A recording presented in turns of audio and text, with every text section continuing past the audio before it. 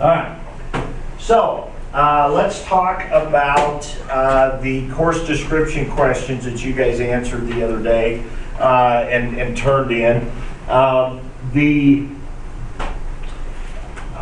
The reason for that, some of it seemed like kind of busy work, right? Copy down the, and I know you probably just copied and pasted, but which I would have done. But anyway, maybe not. Maybe you wrote them out. But like on these goals, I wanted you, the first goal, the fourth goal, the seventh goal, the ninth goal, whatever. Well, the reason for that was really, so I was. The idea would be to type it. I used to assign this before Google Classroom or Google Docs. They had to handwrite it out.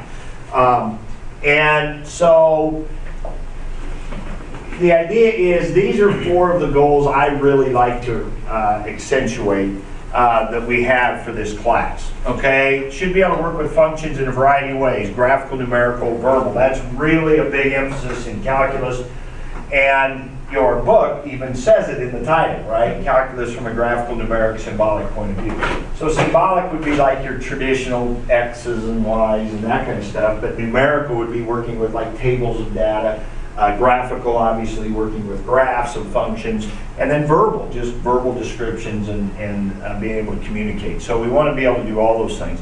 And then it says students should be able to communicate mathematics and explain solutions to problems, both verbally and written senses. A lot of the homework and on the quizzes, you're going to see, and this is the way the AP test does it, is a lot of problems that say, explain your answer, justify. Now sometimes it's just your work that you do as your justification, but other times you have to give a verbal or a written reason about what's going on. And so that's something that's a little different than maybe some other math classes you've been in. You'll notice as you go through our book that there's a lot more, I wouldn't call them story problems necessarily, but a lot, it's not like a more traditional, algebra and trig, those kind of books where you got problems 1 through 20 and they all kind of look the same, and then you just do it, skill and drill kind of stuff. There's more reading probably and a little more of that kind of stuff, okay? Which is important in a class at this level. Students should be able to use technology to help solve problems, so that's a big part of what we do with our calculators. And then this one, students should develop an appreciation, that's not supposed to be an appreciation of calculus as a coherent body of knowledge and as a human accomplishment. And I hope that that is true. Why are you taking this class? Well, a lot of you maybe you're going to major in something where you need it and so forth, but every once in a while, I know I've had kids tell me that they just take it because it's a hard class, they want to challenge themselves, they like to learn new things, and maybe they're not going to need calculus. Good for you if that's why you're taking this. Matter of fact, the authors of our book, in their introduction, right before the table of contents, there's a paragraph. It says, a last note, why study calculus at all? There are plenty of good, practical, educational reasons. It's good for applications. Higher math requires it. It's good mental training.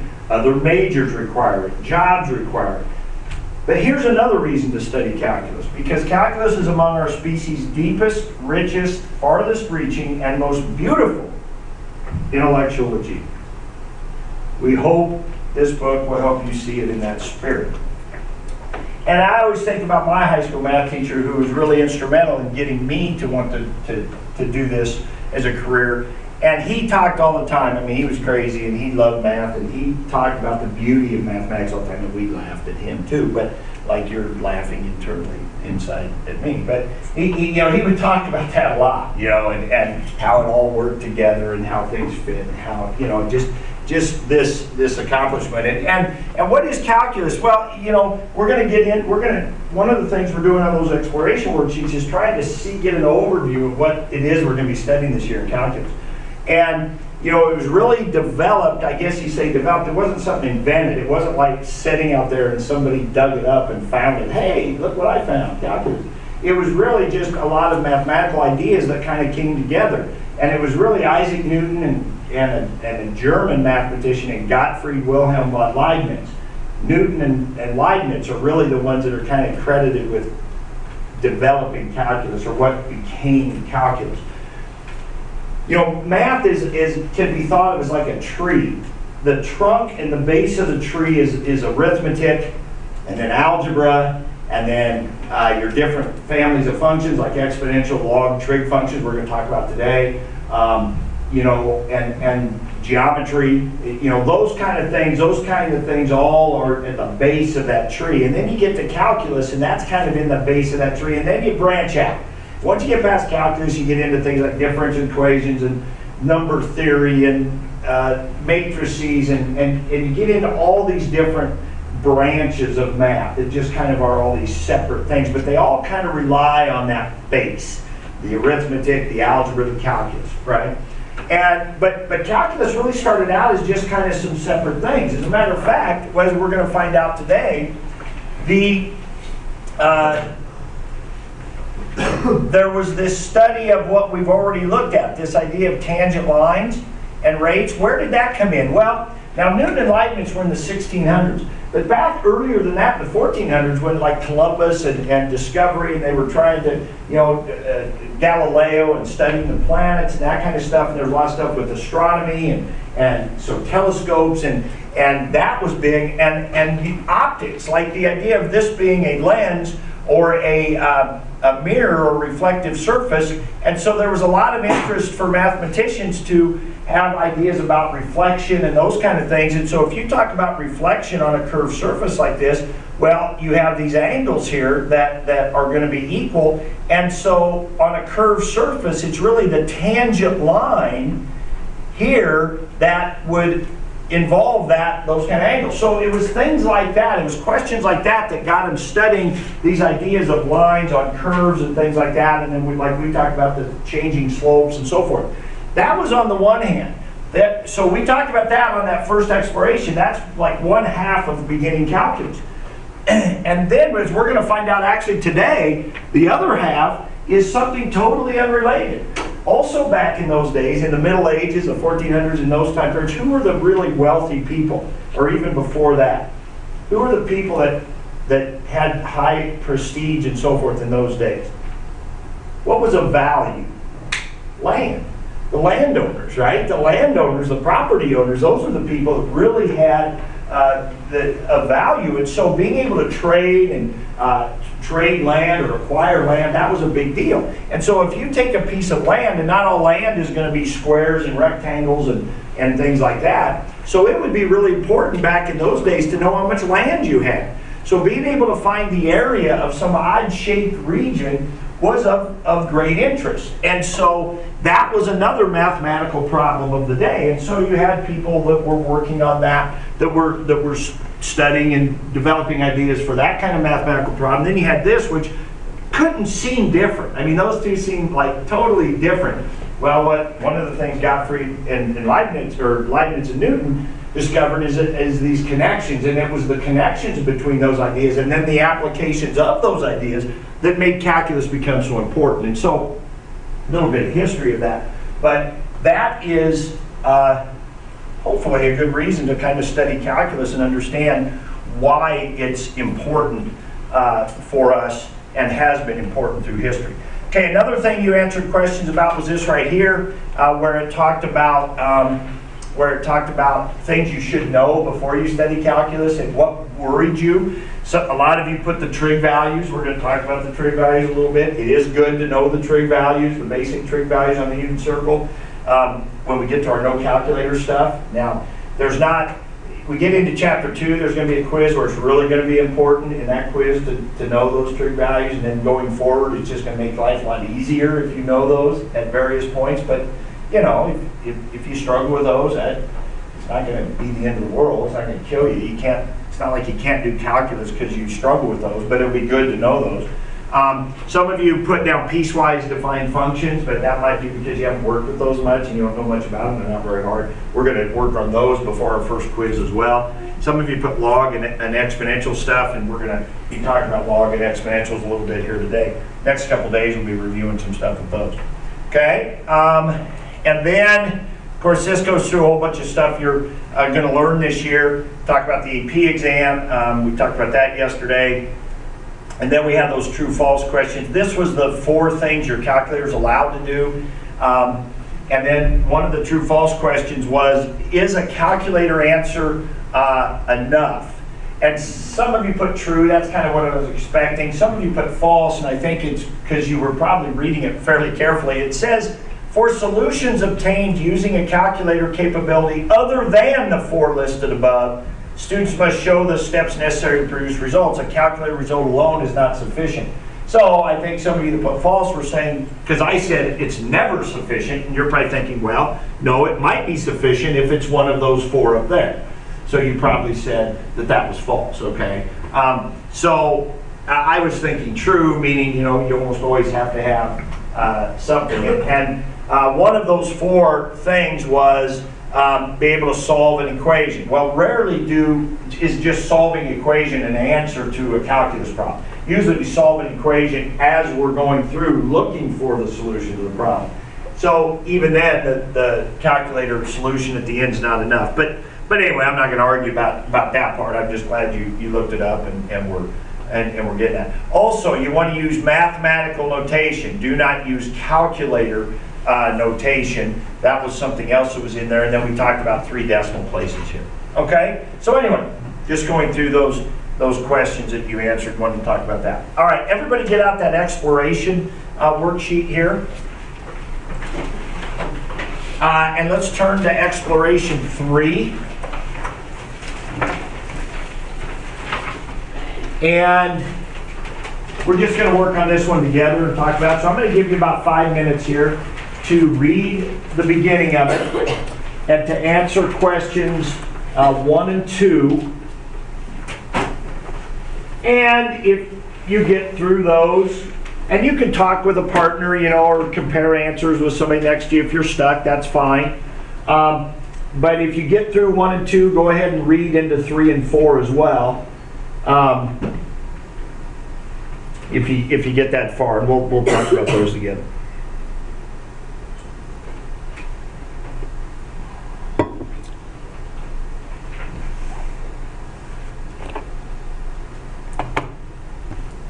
Okay. Oh, okay.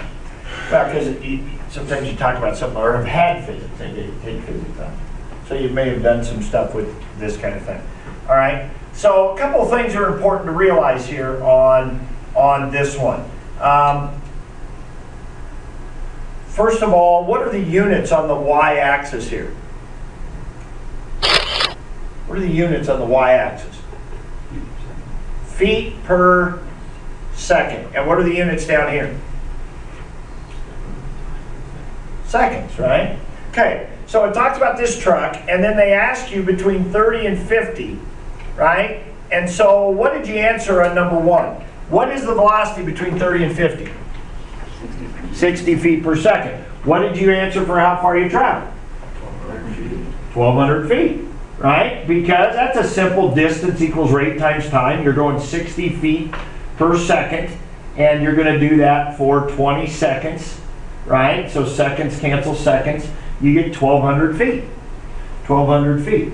Okay? Now, we were talking about Newton and Leibniz, and we were talking about the connections here. And we were talking about this idea of slope. So already, well, let's take one more step.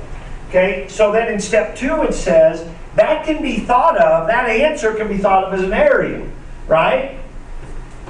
And as I'm looking over your papers here, I'm seeing quite a few of you had this shaded like this. Is that right? Right? That's the area we're talking about. Look what we have. We have an area, we have a rectangle that is 20 seconds wide and 60 feet per second. That sounds weird to say, but that's what it is. It's a rectangle that's 60 feet per second tall and 20 seconds wide, which gives us 1,200 feet of area. Isn't that interesting? If you ask a 7th grader, what are the units when you do area, what are they going to say to you? Feet squared, centimeter squared, meter squared, right? Whenever you do area, your units are always meter squared, feet squared. No, they're not. We just saw an example, right? Here's area, and the units are feet.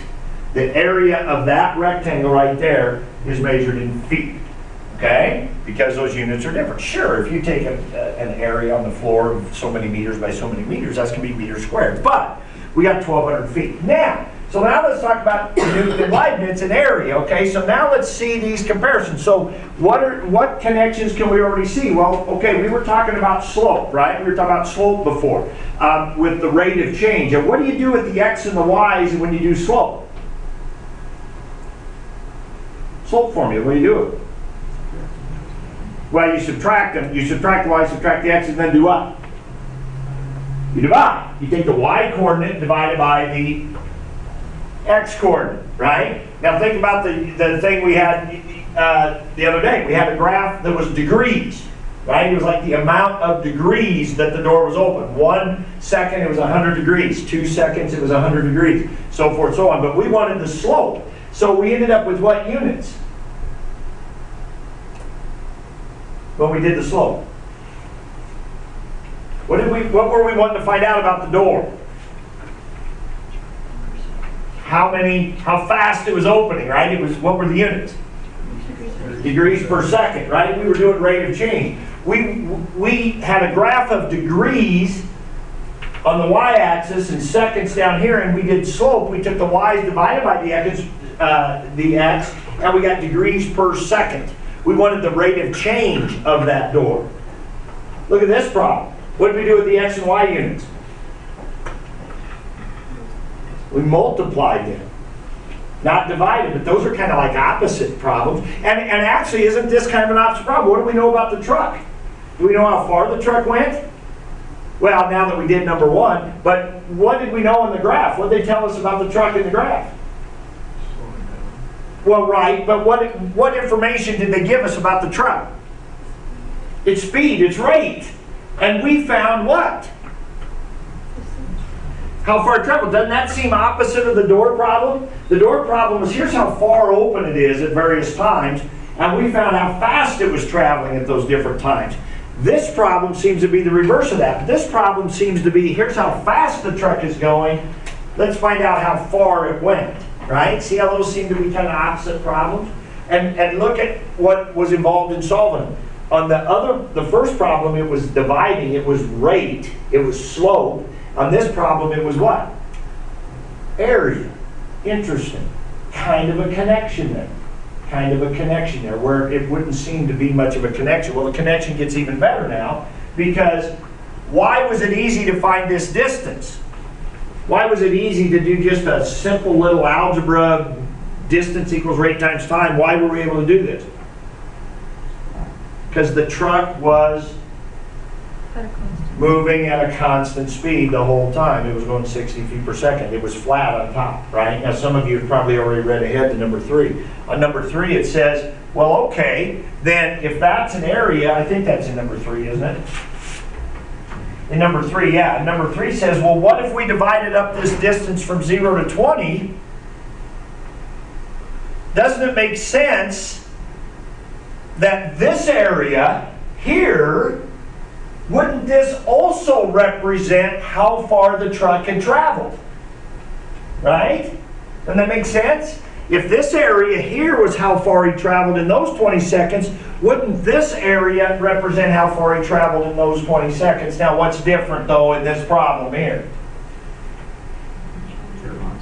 His speed is changing all the time. This is not a geometric shape that we can easily do the area of, kind of like that farmland picture I was showing you earlier. We don't have a nice geometric formula for this area, but it certainly seems reasonable that if we could find that area, that would be of value to us. That would tell us how far this truck traveled, even though his speed was changing all the time. Is there a connection there to the door opening problem?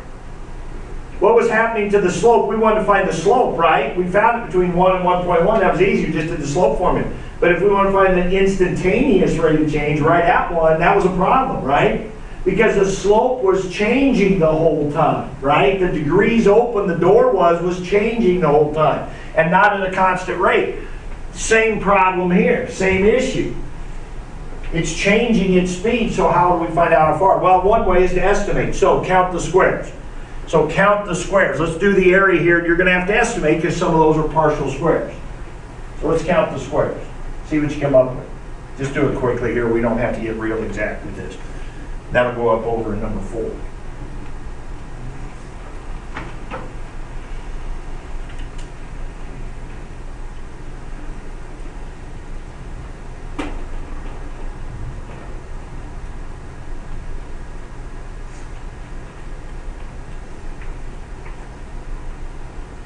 Okay, if you've already done that, how much does each square represent?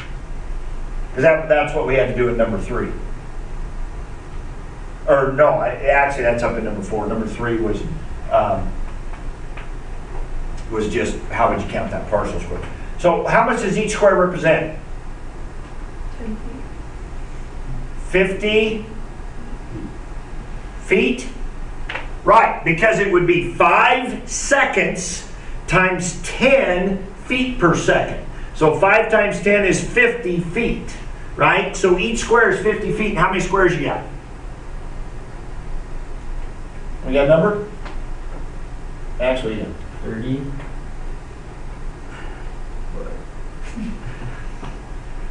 that reasonable? Suppose if you're rounding to the nearest 10. I don't know, I have about 28.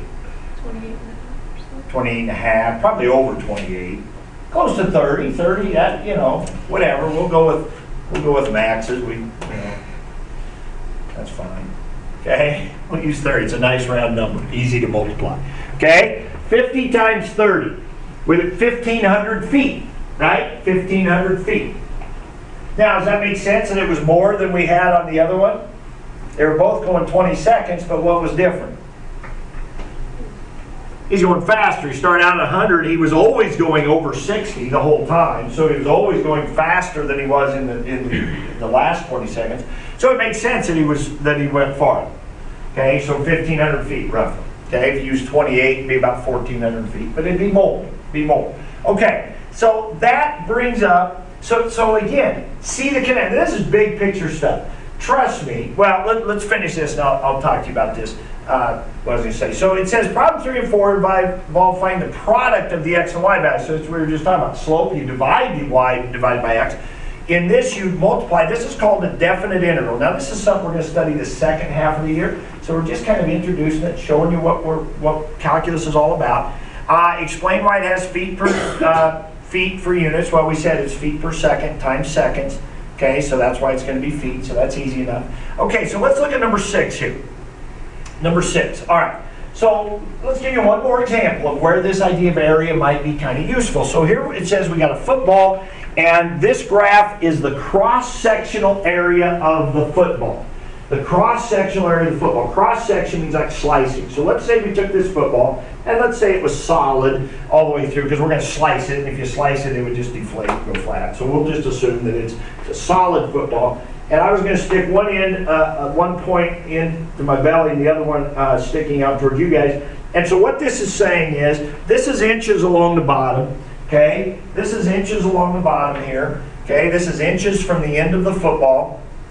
And then this is the area, so the y value, so if I was to slice, so if I was to face you, and I was to measure 1 inch from the end of the football and slice it, what would you be looking at on this end? A little circle, right? You'd be looking at a little circle. And it would have an area. And it would be measured in square inches, right? So that means if you go 1 inch in, maybe you're looking at a little circle that's about 9 square inches, okay? Then I went and cut another inch in. What would you be looking at? A little bigger circle, right? Because the football's oblong, right? Everybody know what a football looks like, right? Okay, this is Nebraska. Everybody should know what a football looks like. Okay, you go 2 inches in, you're going to look at a little bigger circle. Okay, you go 3 inches in, it's a little bigger. 4 inches, you get all the way to the middle, what are you looking at? The biggest circle you'll have, and then you go another inch, and now you're getting towards the smaller end, the other end of the football, the smaller end, so now you're getting the smaller. So everybody see what this graph is representing, okay? So that's what this graph represents. Okay, now, like it says down here, what would be the units of one of these squares?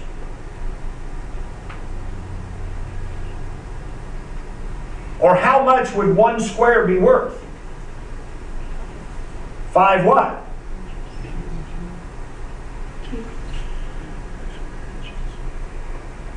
Wouldn't it be inches cubed? It would be 1 inch times 5 inches squared. 1 inch times 5 inches squared would be 5 inches cubed. Each square is worth 5 inches cubed. Count the squares. Count the squares underneath. Looks kind of like a parabola. Okay? Count the squares underneath them.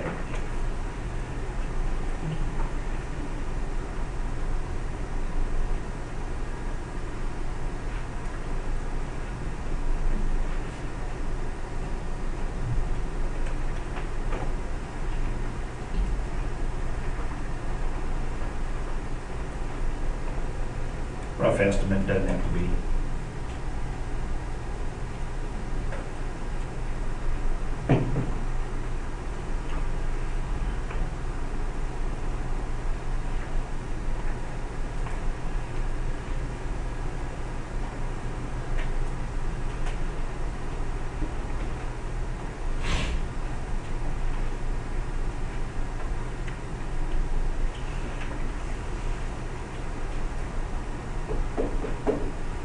And you got something?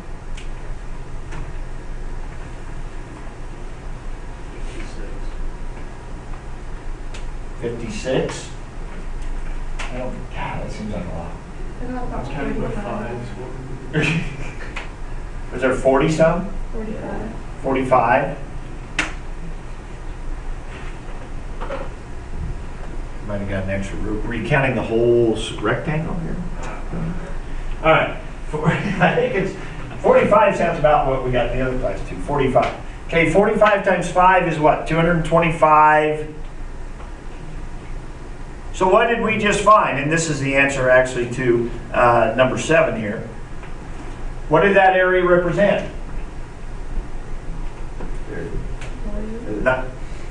What do we call it? Volume.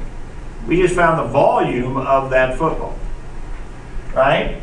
That would be the volume of that football. Isn't that interesting? Take the cross-sectional area by slicing that football, draw a graph of that, and then the area underneath it would represent the volume of that football. And what's one of the things we're going to study of why that would give us the volume. But what we've tried to do here is just lay the groundwork for why it might be of value to be able to take a graph and be able to, and of some odd shape, because there's no geometric formula for that. There's no geometric formula for this shape, right? There's no radius here, or there's no length and width. I mean, so finding that area of some odd shape might be of value. In this case, gave us the volume of the football. Let's say you're an engineer, and you're designing some odd shaped part. And you want to find the volume of that because you need to know how much material you need, because you have to do a cost analysis of what it's going to be for different materials, and you need to know the volume, okay? And it's not like you've built the thing. Maybe you build a prototype and then you dunk it in a bath of water and maybe you get volume that way. Then again, what if it's as big as this room? And then that doesn't seem to work very well, right? And so maybe you design it on a computer and you have and you can crank out some mathematical figures this way, and this would be programmed in to maybe find the volume of that object, right? Maybe that's an example of some sort of use of this idea. Okay, so look at that. We just did 2 area problems, and neither one of them had inches squared as their units. We had one that was feet, and we had one that was inches cubed when we did the area. Okay, so just giving you an idea of some things. All right, let's shift gears and review some stuff with exponential logs. So you might want to have your notes out. Now, I realize it feels a little bit like we've jumped around, and if I said there's going to be a quiz tomorrow, you'd be like, over what? Oh my God, we've just been all over the place. Trust me, when we have our first quiz, which is probably like next Thursday, when we start focusing in on the things that we want to do for the first quiz, I will let you know. I'll say, okay, starting now, right, we're doing some things that we're going to lead up into our first quiz. Okay, right now I'm doing a couple different things. One is giving you a big picture of kind of what we're going to study and what calculus is about. Number 2, we're doing some review with exponential, and we did lines and interval notation and trig values and stuff. Not like there's going to be a bunch of trig values or exponential functions on this first quiz. There's not going to be. But it's one of those things you should know, and if something like that pops up in a problem, it would be good to know about. And there is going to be a quiz coming up here. I think it's in chapter 2, where, yeah, there's going to be some trig stuff, and there's going to be some log and exponential stuff, and you're going to have to be able to solve certain equations. Some of it with calculators, some of it without. And so, yes, then it's going to be pretty important. So there's this ongoing, yes, you should know this, but we're going to spend a little time reviewing it now. Okay, so let's first start with exponential functions.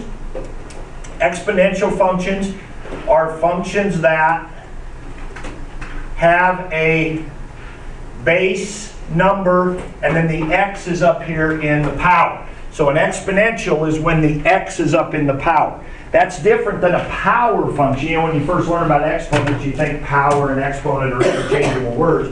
When we talk about functions, they're different. A power function would be like x squared, or square root of x, which you can write x to the 1/2, or cube root of x, which you can write x to the 1/3. Those kind of functions, when you have x raised to a number, those are called power functions.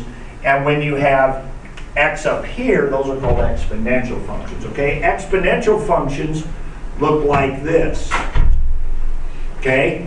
Exponential functions, look, you faint? No. You're good, huh? I'm good. All right, awesome.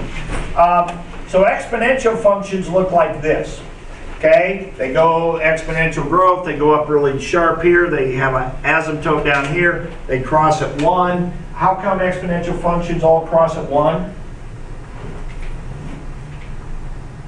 Why do they all cross at 1? 0 powers. When you put a 0 in for x, anything to the 0 power is going to be 1. So when you put 0 in for x, you're always going to get 1 out for y. So exponential functions look like that. Log functions are the inverse of that. So if you have log of some base, now you're going to notice anytime I do a log or a trig function, I'm always going to put parentheses around that because your calculator forces you to do that. And they're functions, they should have it. I know when I taught trig, and I'm going to be teaching honors advanced math this spring, you know, I know a lot of times we don't. I was lazy, I didn't do it a lot, but I learned in calculus that gets you in trouble if you don't have those parentheses around there oftentimes. So we'll be doing more of that. For example, simple little example right here. If I do this, what am I talking about? Am I talking about log of x plus 3? Or am I talking about log of x plus 3? Those are two different things. Those are two different things. So if I don't put the parentheses around it, it can matter in calculus, and so when we deal with those, so we want to understand it. Okay? Did you faint? Yeah. You did? Uh-huh. You look a little white. I'm kidding. You look a little pale. All right, whoops, that's wrong. That's exponential. Okay, so a log function is an inverse of, oops, I missed it. Log function is an inverse of an exponential. It goes down here to a vertical asymptote, comes up through 1, and then it kind of levels off like so. Now it doesn't really level off, it actually just kind of keeps going and going just very slowly, as opposed to this one, which goes up very fast this way. Okay, but that's a log function. That's okay. So we'll get into the function part of those later on, and what their graphs are like and so forth. What we want to focus more on today, and you're going to have some IXL problems that deal with these, is that conversion back and forth between log and exponential problems. So if I have an exponential like this, to put it into its log form, it would be log base. See what you remember? The whole point is just knock some rust off here a little bit. Log base b of a equals x. Now, the tendency is always want to put the x here because you're thinking b raised to the x, b raised to the x, but it's not. It's this, it's base raised to this over here. Say it again, base raised to this over here equals this inside here. So base raised to this over here is equal to this in here. One more time. Base raised to this over here is equal to this in here. Okay? So it'd be nice to be able to go back and forth between those two forms. Now sometimes that gets a little tricky, and sometimes I have another method of doing it, but that's important to do. Okay, what are some problems that you might do? A simple one that they might ask you is something like this. This problem right here. Okay, what is that answer? 3. And it is what? 3. Again, one way to do that is just what I just said. 2 raised to what makes 8? 2 raised to what makes 8? Well, 2 to the third. 2 to the third makes 8. But you can do that. You can say 2 raised to the what equals 8. You could write it out and you say, oh, that's a 3. So the answer is 3. Now, a lot of times what we do is call that x. We put an x there, and then we say, okay, 2 to the x equals what? Oh, yeah, okay, so x equals 3. Okay, sometimes I just put a box there or whatever. Okay, sometimes they're not quite as easy. Sometimes you get one like this where you get log of 4 of 8 equals what? Right? What does log of 8 base 4 equal? Well, what you can do is you write it out. You go 4 to the x equals 8. And then what you can do is get like bases. What can both of these be written as a power of? They can both be written as a power of 2. So 4 could be written as 2 squared, right? And 8 can be written as 2 cubed. So sometimes you can find a common base. Now again, on your IXLs, the idea is that you would do these without a calculator. You could type this into our calculator right here and it would give you an answer. It would simplify it probably, and it would do that, okay? You find it, but that's not the point. Anytime you're going to need to be able to do this, that's going to be in a no calculator situation, right? In a no calculator, right? One of the things I can think of right off the top of my head is on the AP test when you have multiple choice. And you know, and you're not allowed to use your calculator. So you got to be able to do this. Now, what do we do when we have a power on a power? Power on a power. You multiply.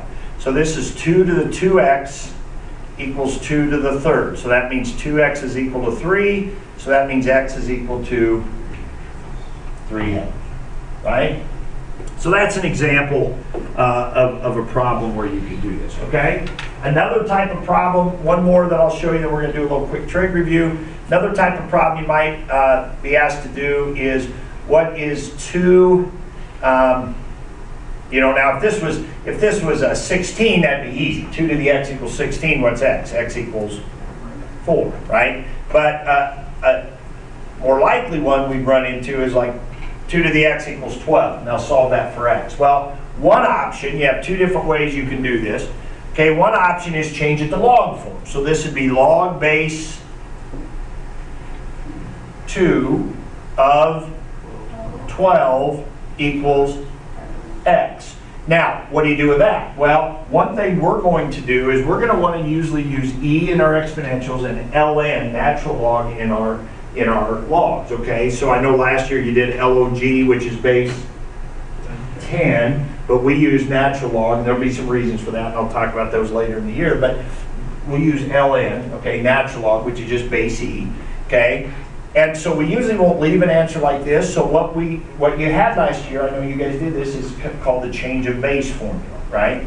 And any log like this you can change to any other log by simply taking this log divided by this log. So we can change this to ln 12 divided by ln 2, and then there's your final answer. Just leave it. Now, you can divide that on your calculator, get a decimal, that would be fine. On the IXL, some of the problems will say get to the nearest thousandth, so you probably want to use your calculator. But for us right now, and you could probably do a solve on this on your calculator, right? On our calculators, because it'll solve equations, you could do a solve, comma x, like we showed yesterday, and you could have it solve this, right? It would give you probably ln 12 over ln 2. But for right now, what you should be trying to do is do as much as you can without your calculator. That's what's going to pay off down the road. Okay, now I'm not going to know when I look at your IXL score, I'm not going to know if you use your calculator or not, but it'll show up later, probably, if you don't know how to do this. Okay, now there's another way to work this, and when we get some more complicated ones, that was pretty easy. When we get some more complicated ones, like maybe there's an x up here or something, you know, then that gets, or a 2x maybe or something, then that gets to be harder. So there's another way you can do this, is where when you have an x in the power, just do the log of both sides. So what I often do on a problem like this is I just do this. ln 2x equals ln 12. Now, does anybody remember the log rule when you have a power inside the log? Remember the rule when you have a power inside the log? You could bring it out in front. Oops. You could bring it out in front. That's a very useful rule. We'll use that a lot. Okay? So when you have a power in a log, you can bring it out in front. Now, where else does that come in handy? That comes in handy on a problem like ln 1/2. Because think about ln 1/2. You can write that as ln 2 to the negative 1. Right? And then you can bring that negative 1 in front, and negative ln 1/2 is the same as negative ln 2. I was talking about multiple choice questions on the AP test. You might work out a calculus problem and you get ln 1/2 as your answer. Let's say it's a no calculator. You do all this calculus stuff and you're working hard, you're sweating and it's going great and you're getting everything and you get ln 1/2 at the end. You look at your choices, A, B, C, D, and ln 1/2 isn't a choice. But guess what is? Negative ln 2 is one of the choices, right? So you did all this great calculus, and you get to the end, you get ln 1/2, and it's not one of your choices. Well, what do you got to be able to do? You got to be able to know that ln 1/2 is actually this, okay, by using your log rule. So that's just one example on the AP test where they test you on stuff like that. Okay, finally, we would divide by ln 2, so we get ln 12 divided by ln 2. Okay? Look at that, same answer, right? Now that one seemed a little longer, but that's one that works all the time on all kinds of weird exponential equations, so I usually kind of default to doing this one, okay? But we can convert it to its log form, do that. Okay, very quickly here, hey, this will be the quickest unit circle lesson you ever had, okay? Because I want to leave you a little bit of time. But, okay, so some of you said you were concerned about trig values and remembering trig values. I'll give you a quick little unit circle here to look at. So the unit circle has a radius of 1, okay? And as we go around the unit circle, we have ordered pairs, okay? And the important ordered pairs that we look at are, just do quadrant 1 for right now, okay? But the important ordered pairs we have, this first one is 30 degrees, which is pi 6, right? And then we go to 45 degrees, which is pi fourths, and then we go to 60 degrees, which is pi thirds, right? And now what's the ordered pair? What is the coordinates of that point right there at 30 degrees, at pi 6? Anybody remember? Root 3 over 2 and 1/2. Okay? And the coordinates of this point, root 2 over 2 and root 2 over 2. And the coordinates of this point, 1/2, root 3 over 2. Okay? Now root 3 over 2 is about 0.866 and 1/2 of course is 0.5, so we go farther this way, 0.866, so we go 0.5. This is about 0.7, so we go about 0.7 and over and 0.7 up. And then this is 0.5 over and 0.866 up. That's one of the ways I always remember which one is which on this, is I know that root 3 over 2 is 0.866, and I know this is 0.5. And I know on this lower point here, I always go farther on the x and then up just a little bit. On this one, I go not very far and then I go up a lot. So I know the 0.866 is my y coordinate. That's how I always remember which order to put those two when I go on them.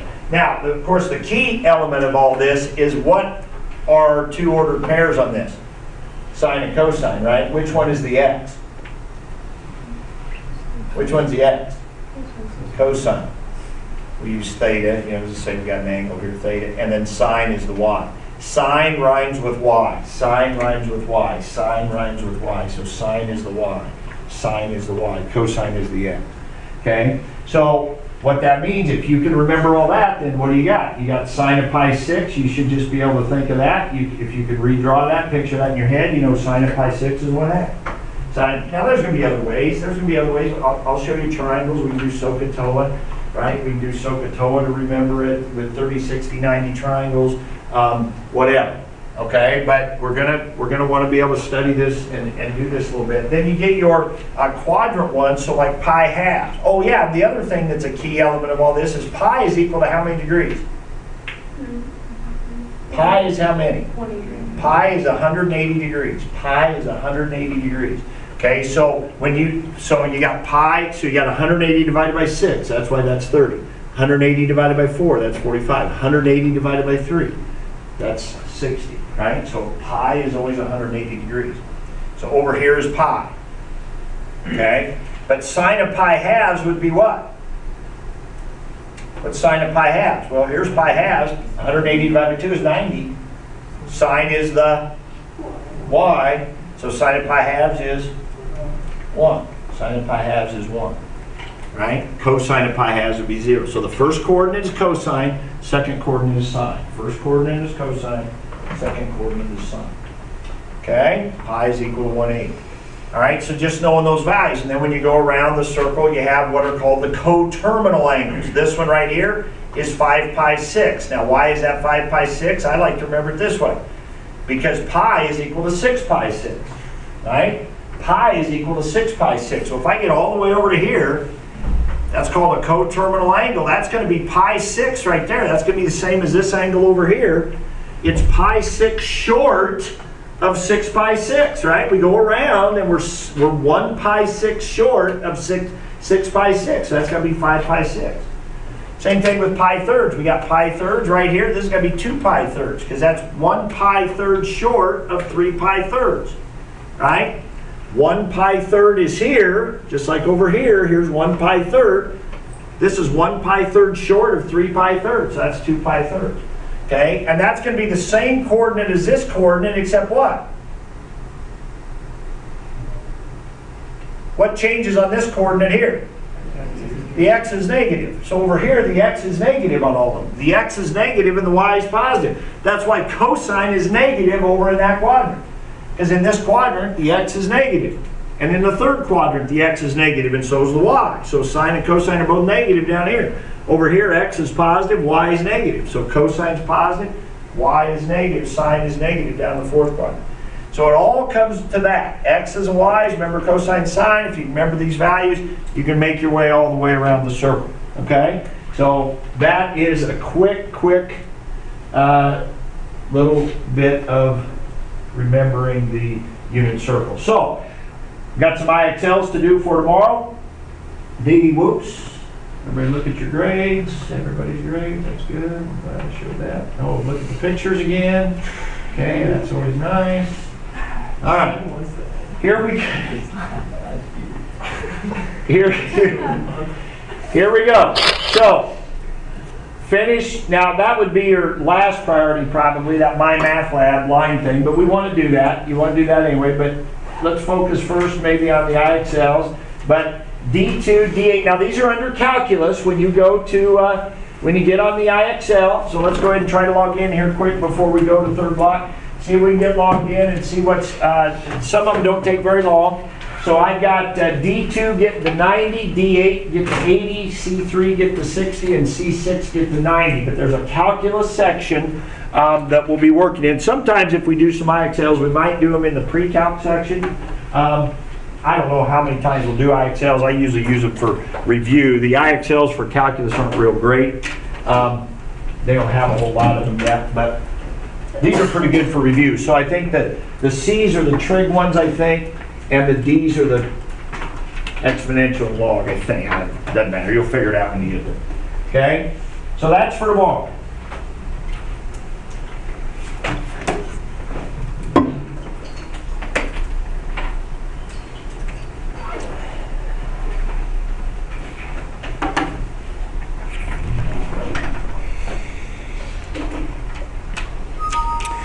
Now, if you're really stuck on some of either the exponential or logs or the trig stuff, I'll be here early in the morning tomorrow. So if you want to come in, I'll be around after school too, probably in the TPC.